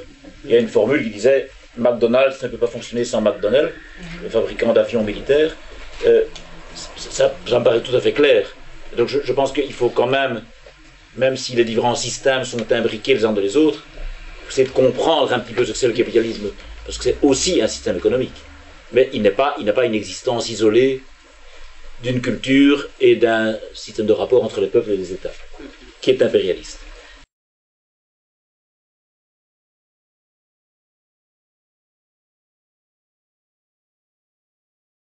Comme syndicaliste, moi je reste dans une tradition où on est attaché aux vertus possibles de la productivité, c'est-à-dire de produire des richesses en travaillant moins, ce qui n'est pas du tout la même chose de la compétitivité, ce qu'est la nouvelle religion officielle de l'Union européenne depuis 30 ans.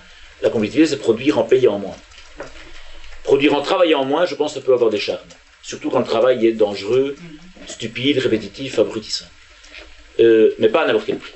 Mais alors ça demanderait un débat sur quelles sont les instances de négociation politique, de répartition des richesses grâce à la productivité. Si on produit 10 fois plus vite, est-ce qu'on va travailler 10 fois moins?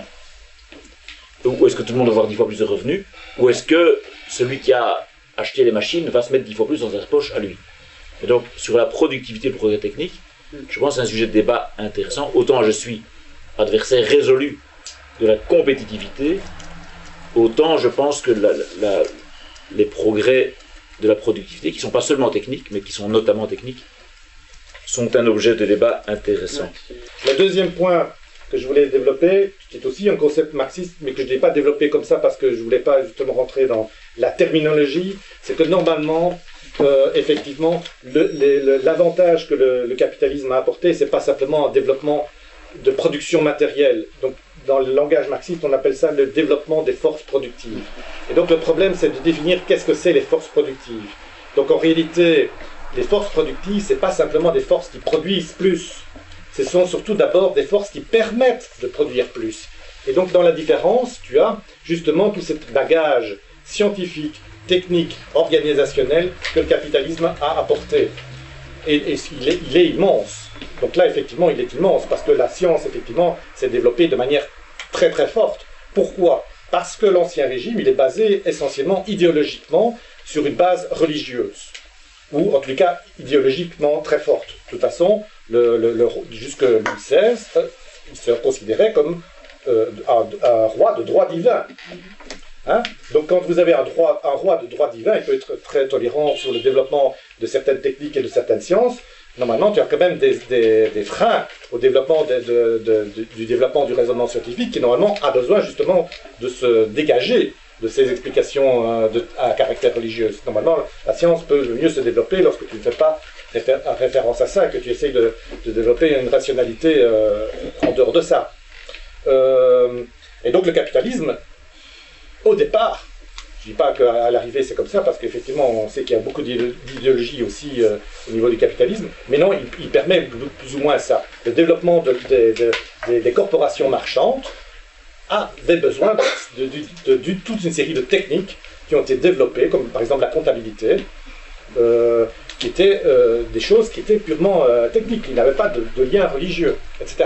Donc il y a un développement que le capitalisme a permis au niveau de la science, des techniques, et aussi de l'organisation du travail.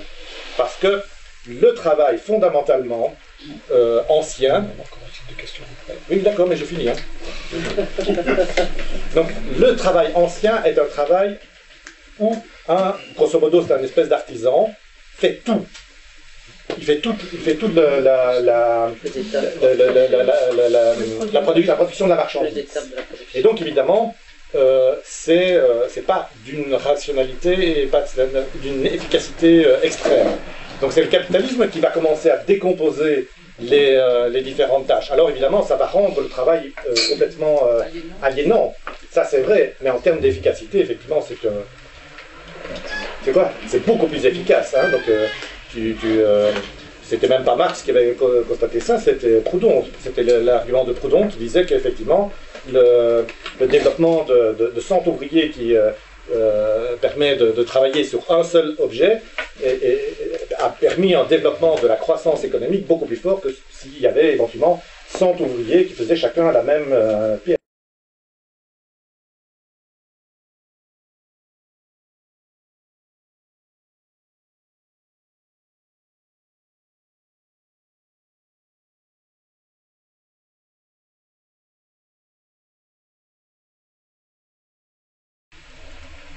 J'ai été jusqu'il y a quelques années, encore jeune et naïf, à croire que l'Europe, de fait qu'elle était plus grande, disant le fait qu'elle était plus grande, pourrait offrir une plus grande protection contre la mondialisation, contre les multinationales, etc. Donc le raisonnement que tu faisais, le problème c'est que on ne peut pas parler de l'État comme d'une instance anhistorique ou intemporelle qui serait le même État aujourd'hui que ce qu'il était il y a 30 ou 40 ans.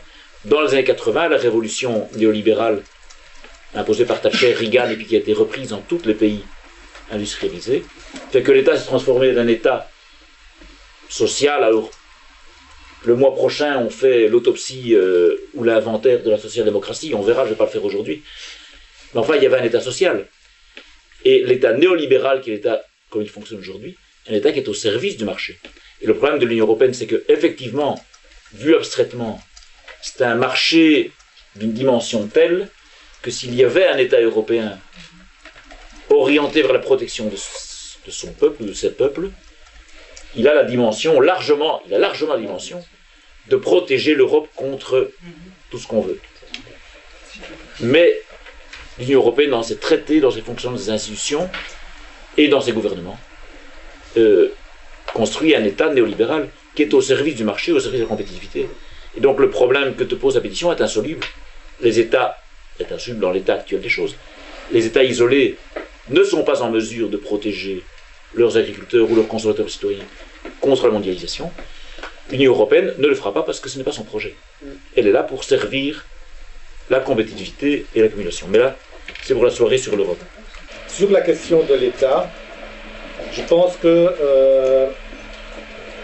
de fait, ce que moi j'essaye d'expliquer au départ, c'est que quand le changement se fait au niveau, donc, de dominance de système de production, c'est-à-dire grosso modo d'un espèce d'ancien régime qui existait avec des survivances féodales, etc., développement d'un marché, et qu'on passe à une société capitaliste, alors ce qui ne s'est pas fait nécessairement en une fois, parce que, par exemple, en Angleterre, ça s'est fait avec plusieurs révolutions, plusieurs évolutions aussi, donc ça s'est fait progressivement. En France, ça s'est fait beaucoup plus radicalement, mais même là, il y a eu des évolutions et des reprises et des retours, etc.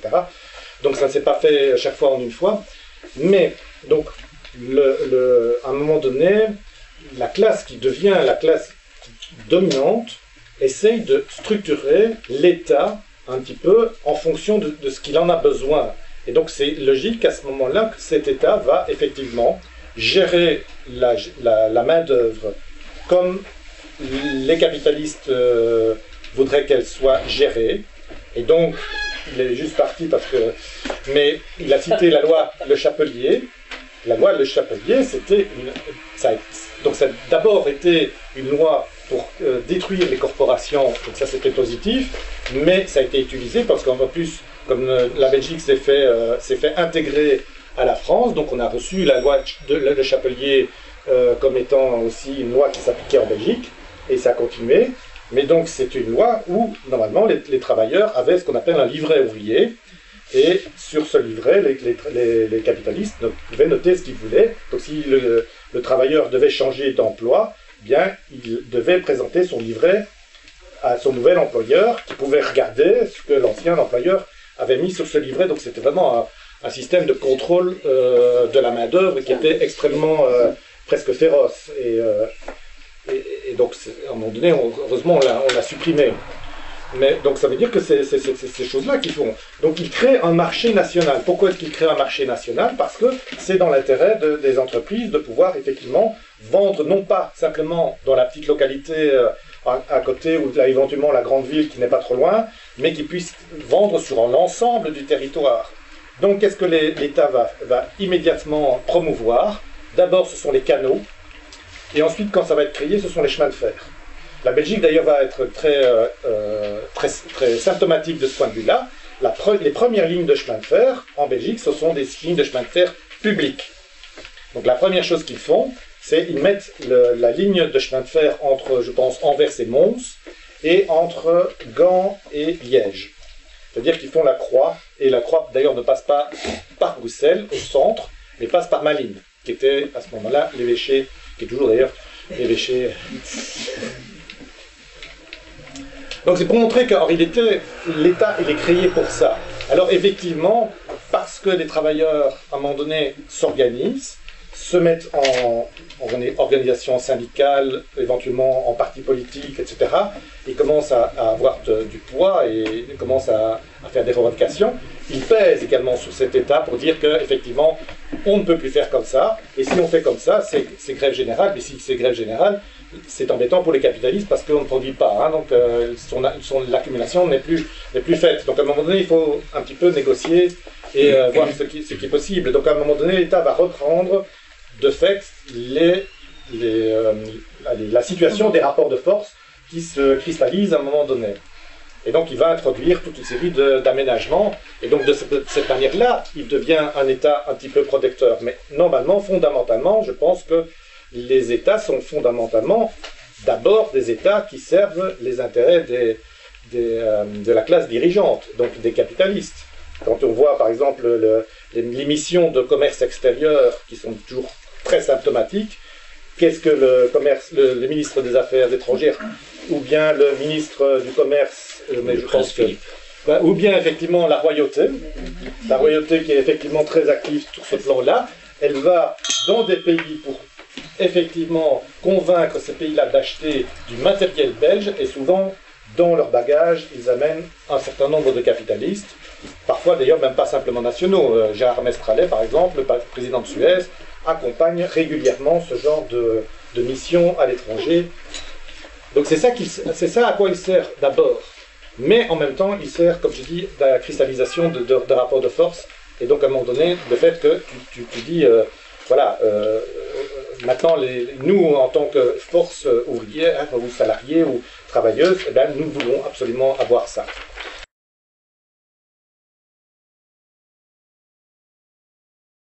Alors, en ce qui concerne le régime politique, bon, je vais donner un tout avis rapidement, mais on peut peut-être trouver a priori une contradiction apparente entre le fait que nous soyons en démocratie et aujourd'hui on vit quand même, je dirais, en même temps qu'on dit qu'on est en démocratie, en même temps tout le monde explique, et ici encore, que l'État n'est pas fort. J'ai mes réserves là-dessus, je crois que l'État est très fort, hein. Mais qu'en tout cas la finance, les forces de l'argent sont au pouvoir. Alors il faut savoir, ou bien les forces de l'argent sont au pouvoir, on est en démocratie. Alors, mon sentiment, c'est que nous sommes dans un régime politique qui est un régime où on peut voter, c'est ce qu'on appelle peut-être la démocratie libérale, Les adjectifs qu'on ajoute, c'est toujours un petit peu des adjectifs en trop. Hein? C'est formel. Oui, c'est formel. Donc c'est de la démocratie, mais libérale, c'est-à-dire qu'on peut voter, quoi, en gros. Hein? Mais on vote pour qui, étant donné que les résultats, c'est que les forces de pouvoir sont... Les forces de l'argent sont au pouvoir. Tout le monde le constate. Donc, moi j'aurais tendance à utiliser cette formule-ci, c'est que le capitalisme et donc les forces de l'argent, le capitalisme peut très bien s'accommoder des élections et du régime de démocratie libérale et formelle. Non, la question de la démocratie, la plupart des démocraties bourgeoises, comme on peut les appeler, ont commencé d'abord de manière tout à fait inégalitaire. Hein, c'est-à-dire que la plupart ont commencé par un non-suffrage universel, et donc le suffrage universel total, enfin même pas total, parce que effectivement encore une partie de la population n'ont pas le droit de vote maintenant, mais disons, le fait que par exemple les femmes, dans la moitié de la population plus ou moins peuvent voter, c'est quand même très très récent par rapport au développement du capitalisme, donc c'est effectivement quelque chose qu'ils ont pu surmonter, mais ils ont fait quand même ça de manière très très très progressive. Deuxième chose, c'est que tu parles beaucoup de la finance, mais je t'assure que dans l'entreprise même, c'est le royaume de la non-démocratie. Hein. Là, il y a un autoritarisme total, où c'est le patron qui décide de tout, quasiment. Évidemment, il y a des rapports de force, mais hiérarchiquement et juridiquement, c'est comme ça que ça se passe. Donc, et donc c'est toujours assez paradoxal de dire que d'un côté on a une démocratie, mais en réalité tout fonctionne, en tous les cas toute l'économie fonctionne sur une autre base. Et aussi dans les termes par exemple de la manière dont fonctionnent les sociétés fonctionnent avec du capital. Donc c'est celui qui apporte le plus de capital qui a plus de pouvoir. Alors il y a des limitations de nouveau, hein, donc c'est pas parce que tu as 80% du capital que tu as 80% des votes, parce qu'il y a des limitations, donc etc. Mais normalement, grosso modo, ça fonctionne comme ça. Donc si toi tu es là-dedans un petit, donc tu es en général noyé. Donc tu as cette opposition permanente. Donc c'est pas simplement la finance qui effectivement a beaucoup d'argent alors que l'État en a normalement effectivement beaucoup moins. Et donc là qui fait un déséquilibre, c'est qu'il y a toute une série de mécanismes qui font en sorte que c'est des mécanismes qui sont récurrents dans le capitalisme. Donc je ne vois pas encore pour l'instant le capitaliste qui va dire ah non, aujourd'hui, même si on apporte différents capitaux, ben, c'est une personne, une voix dans l'entreprise. L'idéal démocratique de dire un homme égale une femme égale une voix, ça reste pour moi quelque chose à quoi je crois profondément. La question c'est, quand on applique ça, c'est à quel sujet? Parce que si nous avons tout à dire sur des questions qui n'ont aucune importance et rien à dire sur les questions qui sont importantes, c'est formellement démocratique, mais c'est insatisfaisant. Or, comme Henri l'a dit, je n'ai pas besoin de le redire, la logique du capital dans les sociétés anonymes, c'est bien 1 euro égale une voix, et encore, les petits euros n'ont pas autant de voix que les gros euros. Mais, donc je pense qu'il y a une contradiction de fond entre la démocratie, non pas comme théâtre formel de production du consentement, mais la démocratie comme aspiration à l'égalité réelle, et le capitalisme. Donc je crois que autant les promoteurs du capitalisme disent le capitalisme va de pair avec la démocratie, on nous dit ça, c'est vrai, parce qu'il y a des élections, comme maintenant en Libye, il y a des élections, etc., on voit tout, c'est super.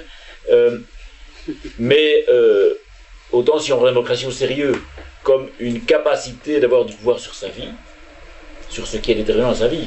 Donc ce qui est déterminant dans ma vie, c'est pas savoir si c'est Renders qui est ministre de ceci ou cela, c'est savoir comment je vais vivre concrètement.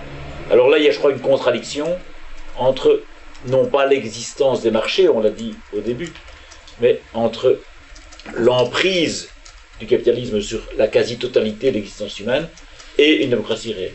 Donc ça, c'est mon opinion sur la question de la démocratie.